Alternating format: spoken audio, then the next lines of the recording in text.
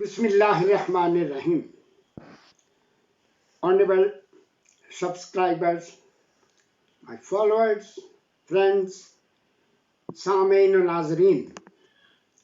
I am Abdul Mannan from Kasre Islamabad,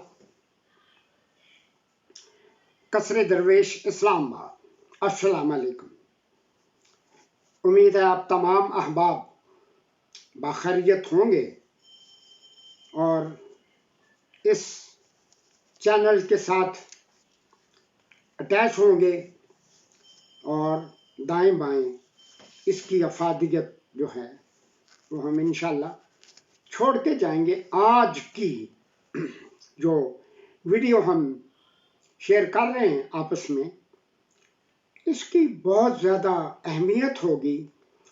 गुज़श्ता नशिस्तों में मैंने एक बात पे बड़ा ज़ोर दिया था कि ख़ास तौर पे जो हमारे बुज़ुर्ग सब्सक्राइबर्स हैं या फॉलोअर्स हैं कि वो अपने में एक ऐसी सलाहियत पैदा करें कि जब उनके हाथ पांव ज़्यादा ही कमज़ोर हो जाएं तो उससे पहले उनके जो नवासे नवासियाँ, पोते पड़पोते पोतियाँ, वो उनसे इतना मानूस हो जाएं कि बजाय इसके कि वो इन बूढ़ों को एक बोझ समझें, वो खुद खिंचे हुए उनकी तरफ आएं।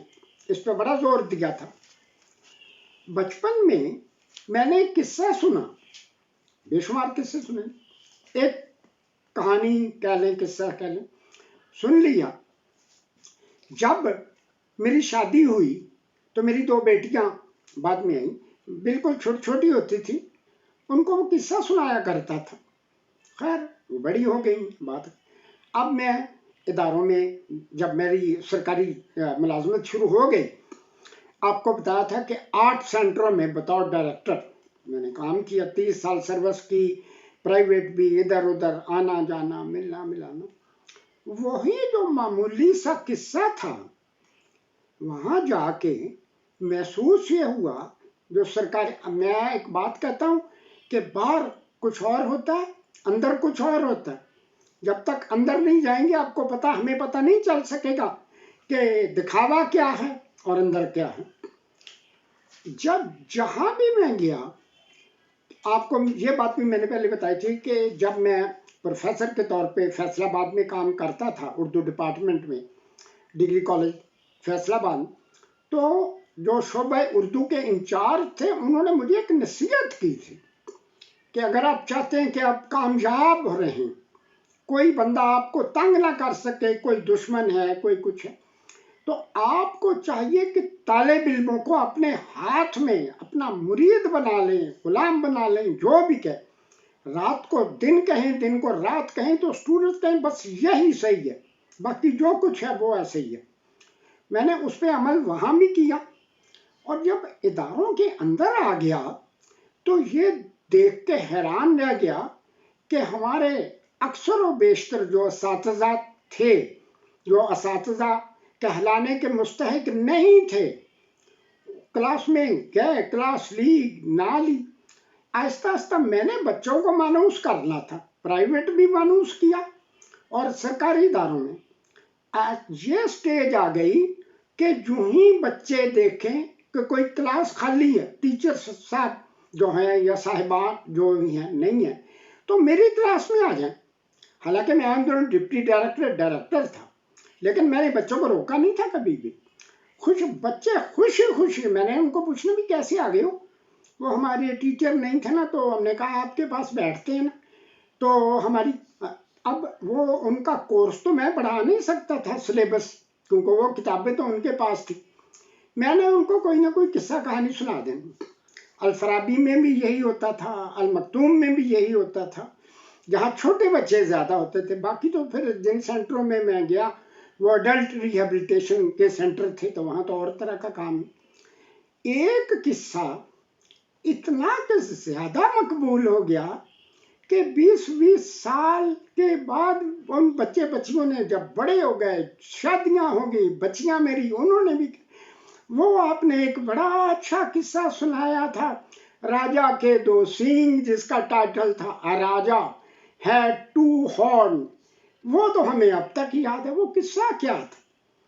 تو اس طرح کے اور بے شمار قصے ہیں، واقعات ہیں، میں آپ کو جو میری معلومات بڑھے گی آپ کو بھی بتایا کروں گا، آپ بھی مجھے بتایا کریں، اور اپنی جو آخری زندگی کا حصہ ہوتا اس کو زیادہ سے زیادہ جو ہے مقبول بنانے کی یہ کوشش کریں گے۔ لو جی قصہ سنیں جی۔ ایک راجہ صاحب تھے، راجہ صاحب کے کچھ ایسا ہوا، بچوں کو یہ بچوں کی باتیں ہیں نا، اب اس میں کوئی فلسفیکل بحث تو نہیں ہوگی نا۔ کہتے ہیں یہ کہ راجہ صاحب تھے، ان کے 2 سینگ اگ گئے، بڑے پریشان ہو گئے، اچانک نکل آئے سینگ، بہت بڑی پگڑی باندھتے تھے تاکہ لوگوں کو پتہ نہ چلے۔ لیکن اب مسئلہ یہ بنے کہ جب بال بڑھ جانے تو بال تو ان کا حجامت کروانی تو ضروری تھی۔ اب جس نائی کو بلائیں مسئلہ بنے کہ بھی وہ لوگوں کو بتا دے گا، لو یہ جو ہمارے ملک کا راجہ ہے تو اس کے تو 2 سینگ ہیں، اس نائی کو قتل کروا دیں۔ اچھا، اب آہستہ آہستہ نائی ختم ہو گئے، سمجھ تو نہیں آتا تھا لوگوں کو، بالا بالا قتل کروا دیتا تھا۔ آخر وزیر نے کہا کہ جناب وہ اب نائی ہمارے ملک میں اول تو کوئی ہے ہی نہیں، اور اگر ہے تو پھر وہ آنے کے لیے تیار نہیں، تو اب کیا کیا جائے۔ اب انہوں نے کہا کہ اچھا اب بڑا مسئلہ بنے گا۔ انہوں نے کہا، وزیروں نے مشورہ دیا کہ جناب آپ نا کوئی ایک نائی پکا رکھ لیں اور اس کو ذرا پیسے زیادہ دے دیا کریں گے، تو اس سے یہ وعدہ لے لیں گے کہ یار یہ جو کچھ تو دیکھے نا یہ نہ بتانا نہیں کسی کو، ورنہ تو پھر مسئلہ بن جائے گا نا۔ تو خیر انہوں نے اسی طرح ہی کر لیا۔ اب نائی لوگوں کے بارے میں یہ میں بھی سمجھتا ہوں کہ یہ بات صحیح ہے، اور میں نے کئی نائیوں کو پوچھا بھی تھا کہ نائی لوگوں کے پیٹ میں کوئی بات نہیں رہتی۔ اب ایک نائی کو انہوں نے بلا لیا کہ بھئی یہ کریں گے، تو اس نے کہا جی ٹھیک ہے آپ کا میرا کانٹیکٹ ہو گیا۔ جب بال بڑے بلا لیا کرنے، اب 1-2 مرتبہ کیا، اس کے بعد اس کی خواہش پیٹ پھولنا شروع ہو گیا، شدید درد شروع ہو گئی، خواہش اس کی بار بار ہو کہ میں یہ راجے والی بات لوگوں کو بتا دوں، کسی کو بتا دوں، لیکن یہ بھی پتا تھا کہ اگر لوگوں کو پتا چل گیا تو راجہ مجھے قتل کروا دے گا۔ جب حکیموں ڈاکٹروں کے پاس گیا تو انہوں نے کہا یار تیری بیماری تو کوئی ہمیں سمجھ نہیں آتی، اب یہ تمہارے ساتھ کیا ہو رہا ہے ہم نہیں کہہ سکتے۔ آخر کار اس نے ایک منصوبہ سوچا، تنگ ہو کے جنگل میں چلا گیا، گھنا جنگل تھا، چاروں طرف درخت تھے۔ اب وہاں اس نے جا کے اونچی اونچی آواز میں بولنا شروع کر دیا، راجہ کے 2 سینگ، راجہ کے 2 سینگ۔ جو بولتا گیا اس کا پیٹ ہلکا ہونا شروع ہو گیا، بالکل نارمل ہو گیا، آ گیا خوشی خوشی، چلو بھائی ٹھیک ہو گیا۔ اب ایک بندہ کوئی بھیک مانگنے والا فقیر تھا، تو وہ ایک تارا ایک ہوتا ہے لکڑی کے اوپر تار لگا کے، تو وہ بیچارے وہ اس طرح ایک تارا اس کو کہتے ہیں بجاتا تھا، اور وہ خیرات مانگتا تھا جو بھی تھا۔ اب اس کی لکڑی ٹوٹ گئی، وہ جنگل سے لکڑی کاٹ وہاں گیا، ایک درخت سے لکڑی کاٹی، شاخ کاٹی اس کی، اور اس کے اوپر تار لگا کے ایک تارا بنا لیا۔ جو ہی اس نے انگلی ماری، بجائے ٹونڈوں کی آواز کے آگے سے آواز آئے، راجہ کے 2 سینگ، راجہ کے 2 سینگ۔ بڑا حیران، خیر اس کو تو اتنا سمجھ نہ آیا کہ یہ کیا ہے، شہر میں چلا گیا۔ جب شہر میں گیا، جہاں بھی جس دروازے پہ جائے وہ بجائے ایک تارا، آواز آئے راجہ کے 2 سینگ۔ بچے بڑے بوڑھے وہ ہزاروں کی تعداد میں اس کے پیچھے لگ گئے، یہ کیا ہو رہا ہے، یہ کیا آواز نکل رہی ہے۔ آخر وزیروں نے بادشاہ تک پہنچائی بات کہ جناب یہ والا واقعہ ہوا ہے، یہ کیا چکر ہے۔ بادشاہ نے کہا پکڑو اس کو، فوراً بلاؤ اس فقیر کو، یہ کیا چکر ہے۔ اس نے پوری بات سنا دی کہ جناب اس طرح سے میرا تو ٹوٹ گیا تھا، وہ تو ایک تارا تو میں لگ گیا تھا تو مجھے نہیں پتا۔ اس نے کہا اس نائی کو بلاؤ، نائی کو بلا لیا۔ ہاں بھائی تمہیں ہم نے منع کیا تھا کہ یہ راز کسی کو نہیں بتانا، تو یہ کس طرح پھیلا ہے۔